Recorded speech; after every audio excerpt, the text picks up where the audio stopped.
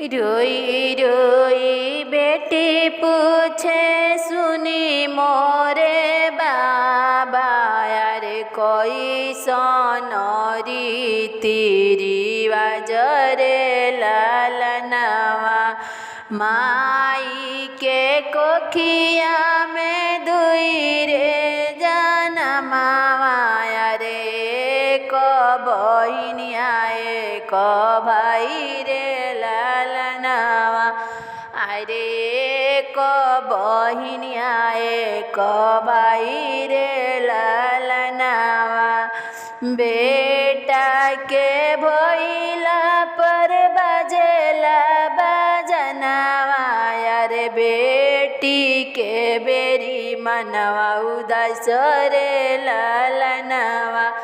बेटा के बोलावे बाबा अपना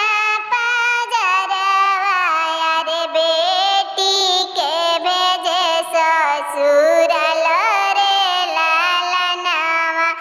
अरे बेटी के भेजे ससुराल रे लालनवा ऐसन नीतियानी भई मोरे बाबा यारे बेटी के कवन कसुर